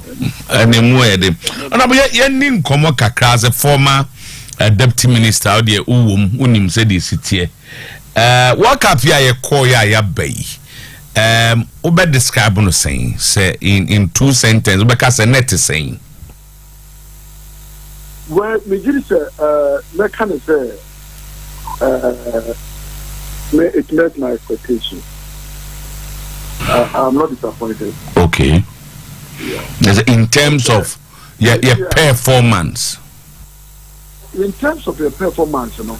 So, now very high. Oyerepa FM 100.7. Any high expectations.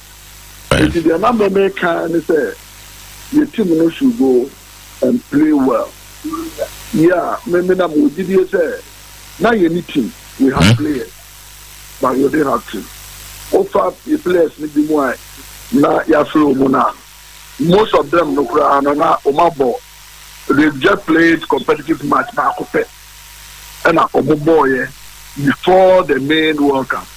They don't work with a team like Portugal or team for very long time. You catch us team. The players are there.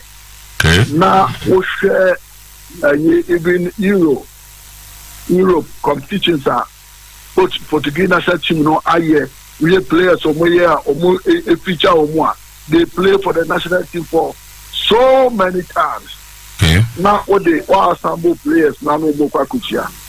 Now to me in a match in Portugal me America we didn't lose that match. Even though on paper they had 3 points. But to me we say we scored them 2-1. Because when they say yes, we are actually 2 clean goals and they scored 1 clean goal. The 2 goals the referee on one they decided and Uruguay match almost a 2-0. So Ghana created Michel penalty now and can also say 2-0 because the penalty was too soft. Okay. I support I can't support. Every time you go a penalty, me and clean penalty. Me Timono, me say a penalty to me penalty go. Okay. When they try, ya can't but you say, okay. Okay. The Senior national team, the Blasters, to me did very well. That was tournament, Okay. Even though you remove the first United me but I must be frank with you that the biggest disappointment is the coach resignation.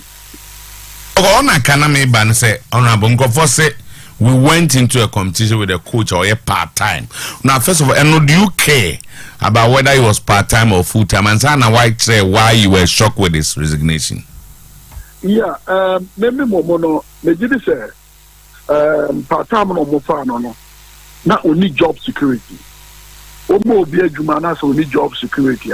They don't even care what happens. Because after all, after 6 months, you also move on. It's on that score, they did say GFA, so Oman pay a feminine coach. And now also baby so I've been so me whole brief from GFA and say now Omunya quite any team no. And yeah, Juma and change. No meaning how Otuo was going to perform. But to me, or more pointing, I said it was a brilliant selection. Therefore, all along with Ubia or your coach or what that foreign mentality. So I depend on me so coaching them because your guys know your boys and about 80 to 90% of them win our ball our manone. It's why now will be all that kind of mentality, no bit my handle those people now. I say, young bodies are players in the Brazil, the Senegal for at the end of it. Fine, so we are part of that coaches, and so what? Even though you've heard say Otuado is a Ghanaian, but that foreign mentality now, maybe he was a good choice. Okay. Say, well, that time, enough time, obey my blended team. I'm a team, you bet me that I hold you lower. It's not my expectation to say, like a young people know. Na okwana nimuna ebetimi aboanke ya fon ise no because that's what that's what the team no so many players be team ya obetimi live because we need all the strengths and the weaknesses of the team all summary. And to me, if you ask me say Otuo the quantity maybe I still believe say the technical team no more you have more what it takes, they should still appoint someone from that team to handle the national team. SB say technical advisor no? Technical advice and so if he's ready to work in Kwa, I mean, I'm all for him. John, are you suggesting say Otuo the nam experience when you are near Deno? Nanka was say your man options. Na your man options in Tino so on your beam na say. I don't know because Ghana no be Ghana coach. I mean, the pressure I know the know. Yes, we need that thick skin. No say, obey me absorb those bullets. Okay. Yeah, you may feel more comfortable in that. You know, Dortmund. Say the man Dortmund one. You see, maybe you're not just say, okay, so welcome. And but what more be a job security? It's open any results. Okay. So it gives the person job security. You can at least nipa no contract for a year or two. Now the conditions not what you need to do A, B, C, D. Not just a nipa and me and they are not sir. Oh manako no say manako. Now they will show some sort of insubordination or disrespect. Towards players, and players now. Then you know say your exit clause which we are exit. Okay. Okay. Another issue up here. You have been there. That's why I'm asking. Say, the ministers, the ministers of sports, by GFN too close. And acquire some more experience. What they do now, mono. I feel my bentin pimping. Maybe what I say. Yeah, now as only bring money, so now accept it. I mean, do you have any choice? An option? So your minister and also only GF before Shimum.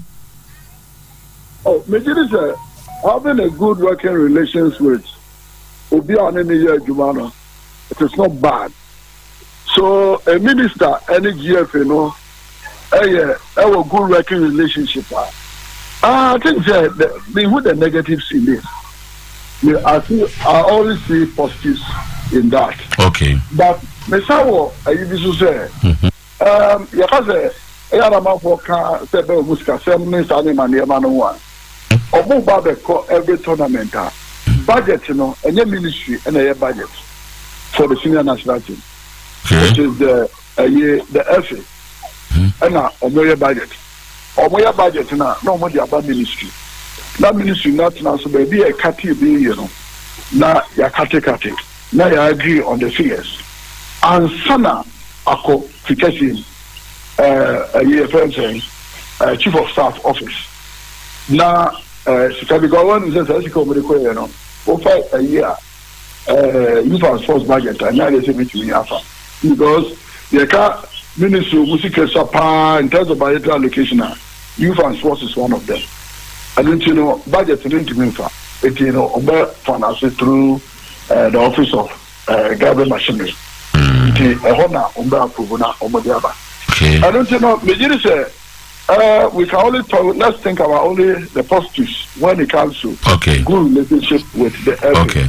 So, and the Obi bear right to blame a minister. For instance, I call World Cup. Obi seen a minister saying, "A basayana, what role could have the minister played?" And your bomber and how do you react to some of these allegations, Nyande?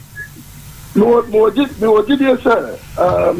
it comes to the management, I think that your might be a negatives.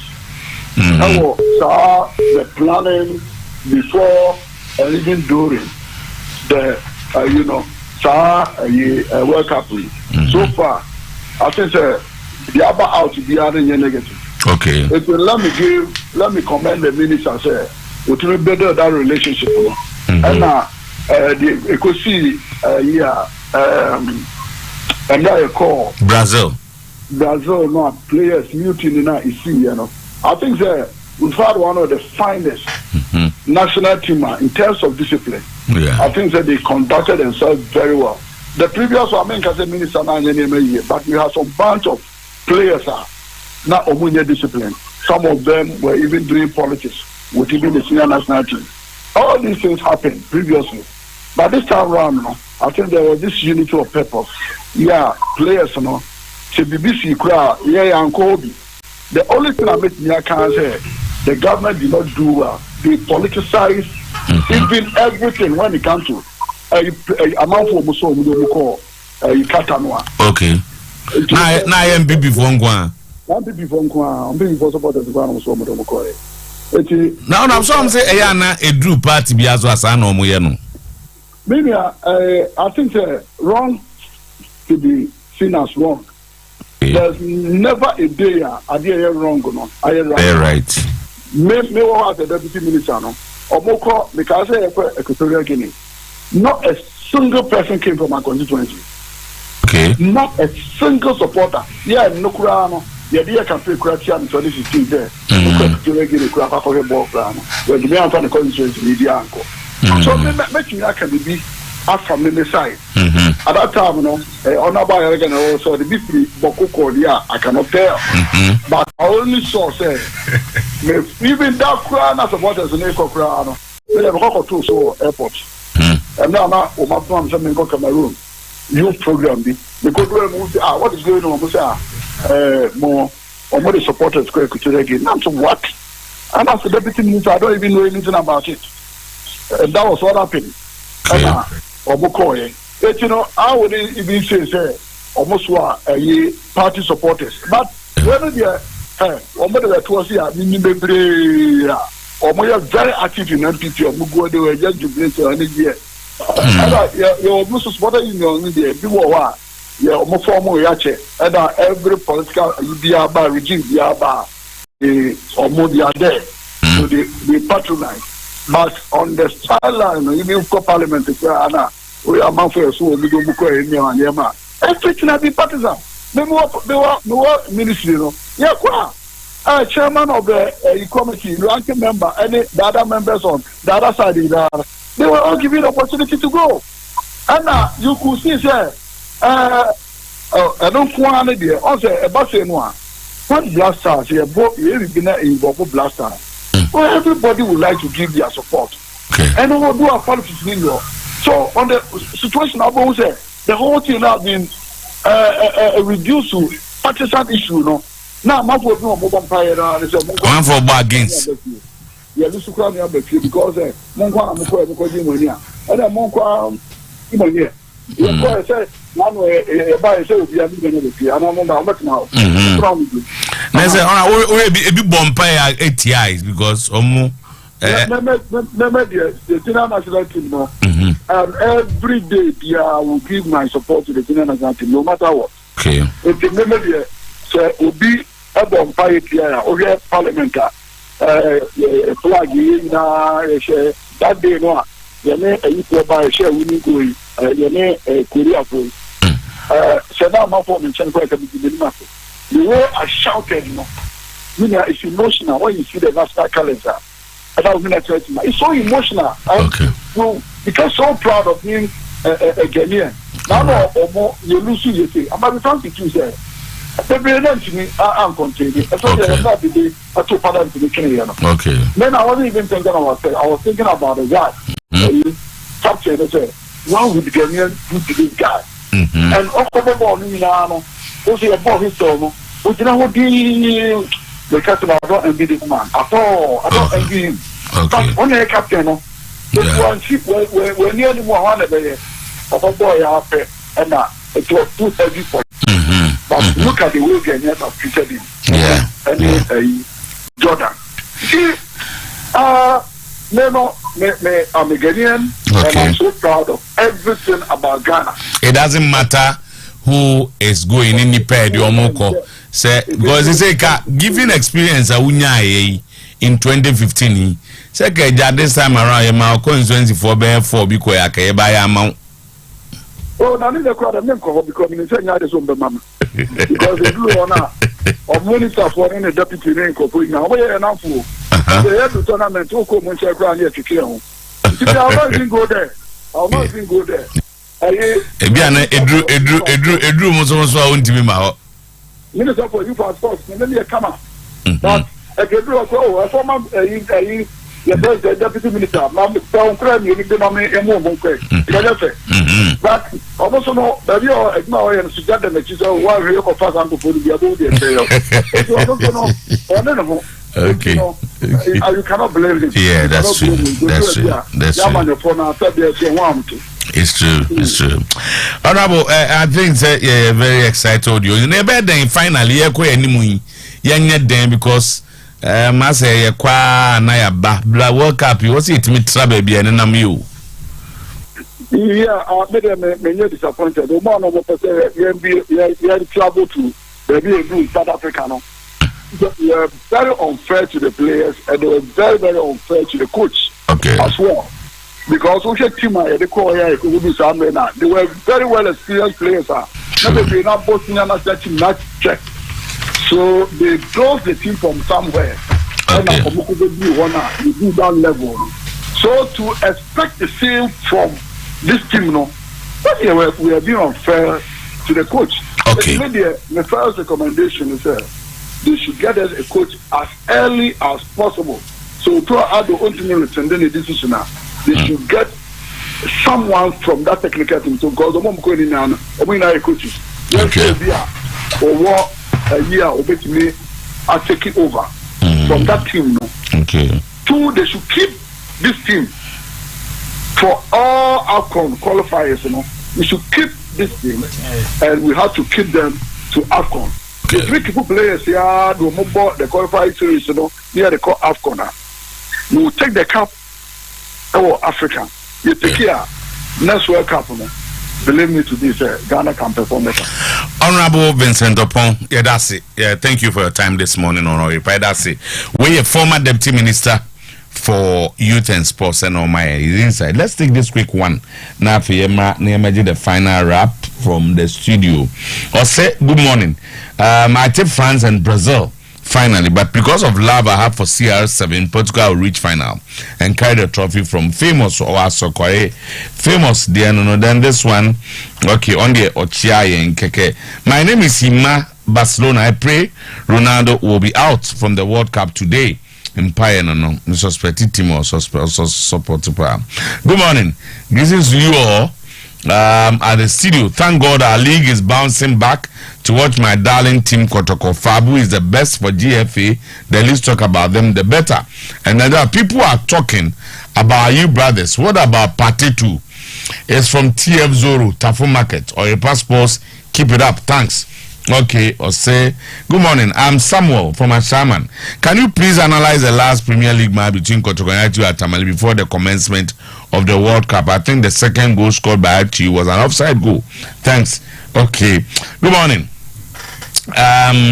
Very good job you are doing. Thank you. But I need your contact. If you are not worried, I'm not worried. I don't know how I will get it for you, but maybe I may have a message and reply you since you have demanded. The GFA in their goal boys will come and say the team has a future after the disappointment.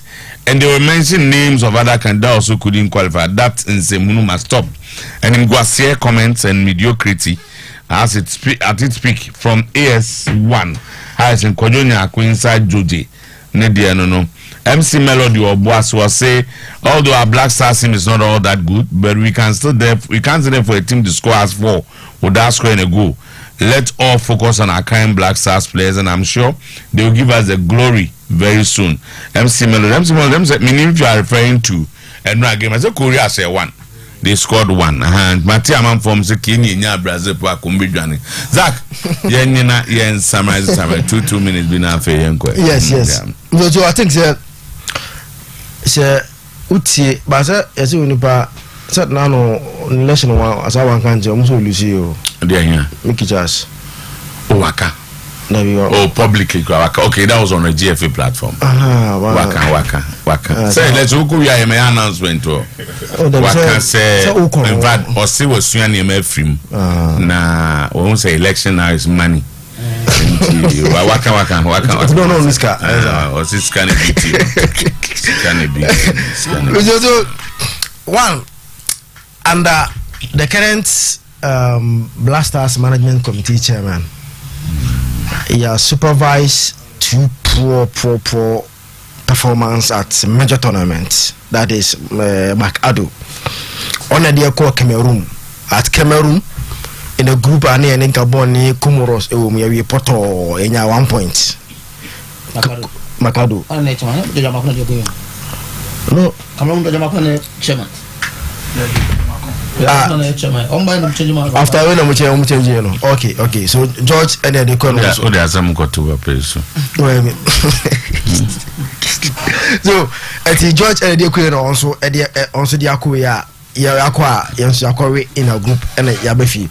I think, sir, Utia Papa can say himself for the first time in the months opposition and you can call minister responsible about so on how I'm as a intimidated. Say a tournament na bon opposition MP na publicly no bo the second minister was it BBNC or on toward say obetimi blame minister no and I excited the way he managed Brazil like Brazil and BBNC na do baby cry you pity them because party in some one careful so about us so MPP from Guana Koy. So I'm from Guana Koy and on Koya from a Macy and come almost on Common Chronic campaign on the Tiano. 2016 no Lucy. Almost say, oh, yeah, deputy minister, good to regulate. We have Van Obianco. So, they told me, I think, now, the most important thing, I will be a shiny going forward. What is next? So, what should we do? So, now I'm facing in the new year. We have to appoint a coach. Yet creating somehow of the view say he was part of the technical team and no. Na he was so influential and it's either say or can one and I say I say that okay romanti. So now it's two things so say either okay romanfa and I say he was part. Because our game against Portugal like this. Now how we set up the team now. Nobody can tell me say any Chris Witten fence and sound Ujuma. Portugal are three back now boy no how first half on how set up team no. Wow, Chris Witten bia the coach the bia no. Unye am to team no pa. You could see say well, this is the handwriting of Chris Witten because one Otuo coaching team now coaching no. We are 17 I've never seen Dortmund sitting back. I don't call Dortmund here to sit back and defend. No. It's not part of their DNA, it's part of Dortmund philosophy. They are always on attacking, okay. Trying to control game and possess. Now, be divided opinion. One, the reason no, a part of the equation. And the reason no, maybe I bet me I cannot man fa. But I think say they here and many and to get a coach, a long-term coach, because your problem palms or two. Who's a wakabi? Yeah, how many coaches na boy? Say qualification inquiry 2 coaches. There be 3 coaches. It started with Tika Kono. Mulo came and play some and Otuo Bebo the final stage. And to qualify no inquiry 3 coaches and a boy. And the chair say you are not like you're not consistent. And World Cup national team the project and they say you should be able to get about 3 or 4 years out. There is some kind of consistency at the coaching level and the playing body nankasa. By idea, there be a instant results. And yeah, near Jogu, near Jogu. I say to Muse, for example, we appoint a coach. Then he said for a 4-year period of project. And the basic Ochebiano, young fair no any. And judge the person. Mama no say why Martin I'm not captain maybe so that you can manage. Remember to honorable Vincent Opon Samuel you spoke well like me free say one area me I'll take the minister on say be bold in sometimes telling the FA where they want to go. And I'm going to be a PCFA because the Otuo Acheampong coach. Now, Omanya advanced talks with Chris Wooten and I'm someone who call you technical director. I'm a sasa bebre keka ho akoyi. Mizotuo am fans san bia ma your national team no from Equatorial Guinea na yakoyi no eba no. Chese ye nse de nsuya bibia amfa mfrim. Ana yesa ebe ye we yesa de koyi no. So going forward, what I expect the minister or the government to do, say the government should show the way. Now if you know and follow, and if you know and the betcha quite now your friends I need to because national team job and your job you ready to say yeah experiment be and why if you go for advice about as well say Debbie you need a full-time coach who is ready. You give that coach a job to do.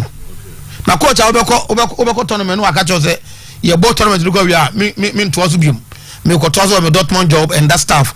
Now all grad interviews are free say and sound well. So going forward no e be that aspect no and aban any ministry no anya there. So me no free wa you know me stand that team we been believe with team that. So proud to any Brazil. From my mechanic say me who are their team na here. You person you talk to team say your players you will say you will, no me I've never believe in that team. This team say that big team. So you call me not surprised about the results in here because from the onset I knew we were not going to go beyond group stage. Behind the scene here, if you look at the idea, but not as what I saw from the team. Not because coaches doesn't play no any but because you put two team together, your coaching staff and that stuff together no. Na emma say your team no 45 say yakwa bibi so say yen da bia Ghana dey na aye ba your future na bejo I top up so aka last minute am yasa ko Cup of Nation no na you put something on aye bia dia toto yakwa na commerce up. We need to start planning. We need to learn from those who are successful in football business. Some countries are very successful. They are doing well.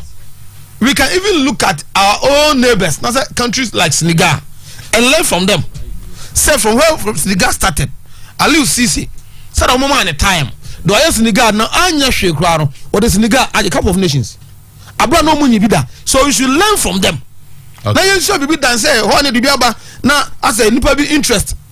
You see, me I still believe. Say even your squad they do call you. Say you were a substantive coach. Misoto, the focus is on building the Black Star to the World Cup.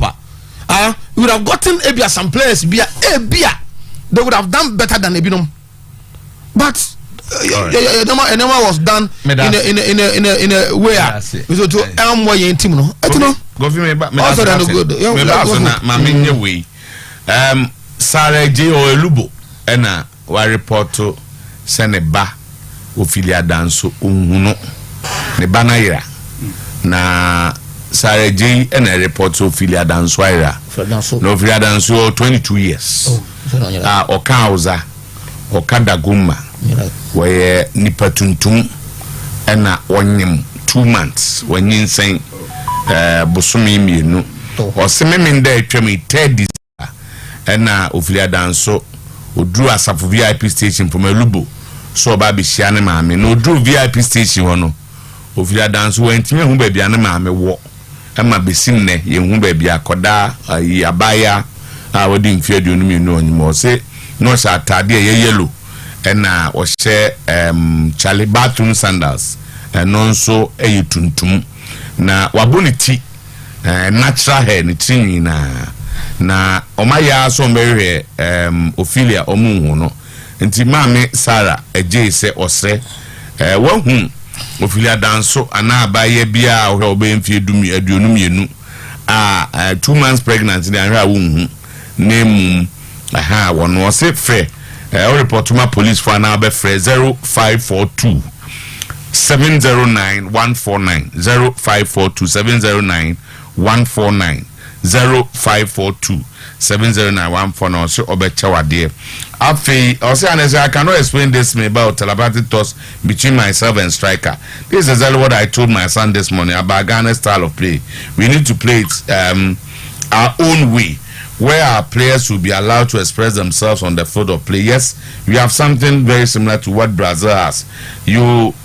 Glimpses of it is at the coach level, but they are not allowed to do it at the senior level. We need to go back to the basics. Honorable Oro Osudonko or say welcome Kofi to Oyerepa, the sports station of the year.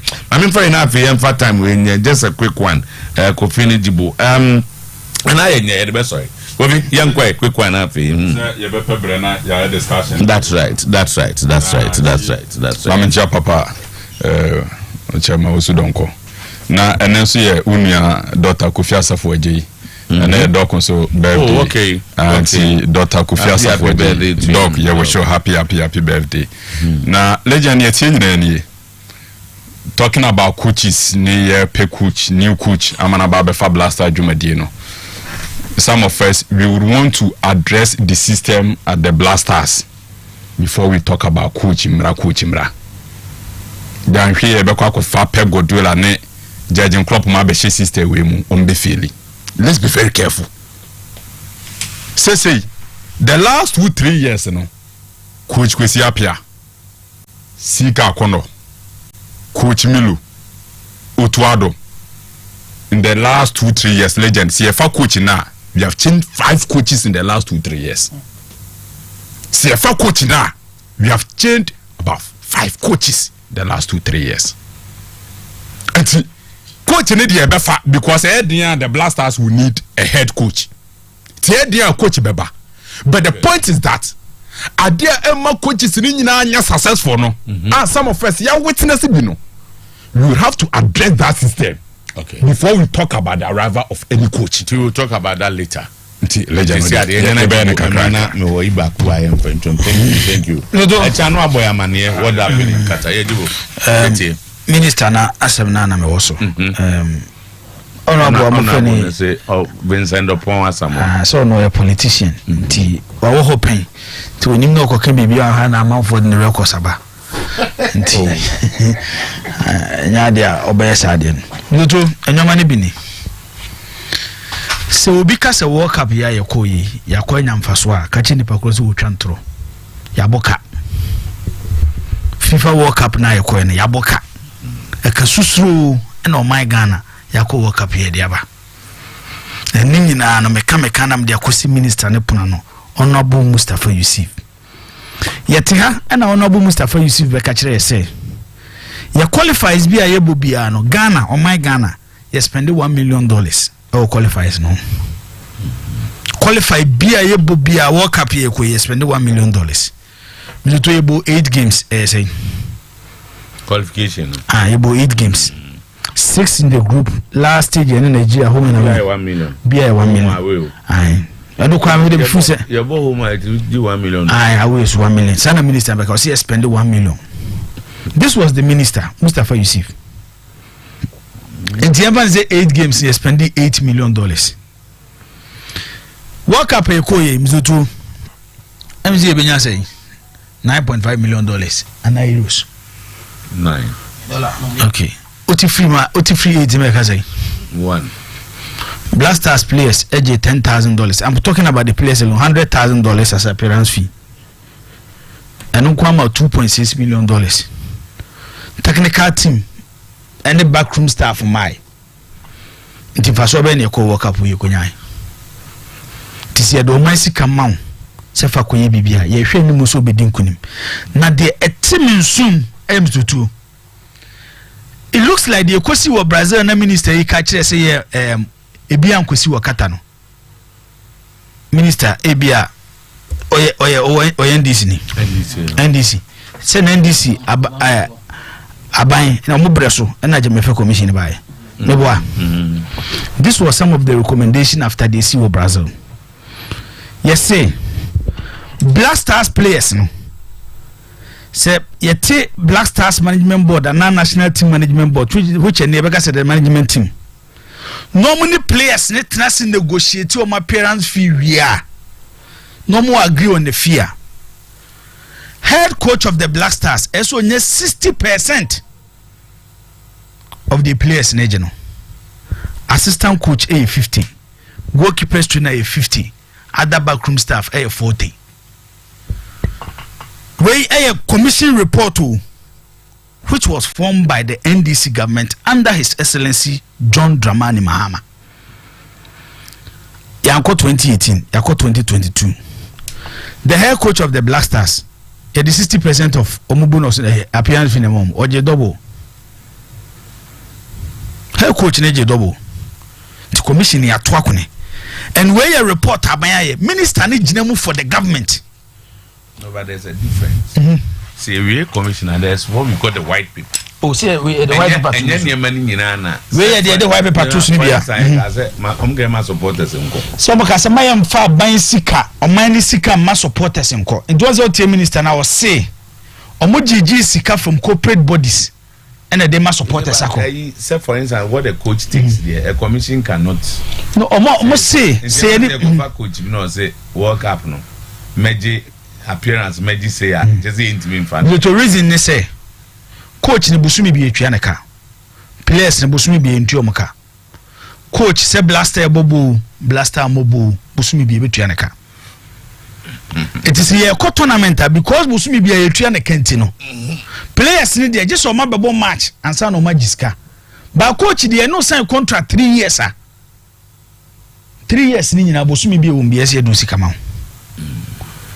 Eti me no ema boda seriously me there some minister we there yanto ano so china minister we there yanto na ye we there say ma say ma ye politics no say mama break down no na be ka chese $1 million to do the world cup ni ske nyae say ko bo world cup apem fa so ba o say nyamba so obeti be ka chese nyamba so onya on cancer sika no kwa me check ye no kwa no based on you the my away games be abro because me say in a game against Nigeria aye ko ho no everything included. We spend over $1.5 million. Wow. Thank you. Enti Ebesia will be back 3 o'clock. There's commentary. Name AJ Consult. Bacho Ejuma Bamuntie. AJ Consult here. Ejuma bi ewu Kumasi Edum. Na omo ma kwanya se wa wo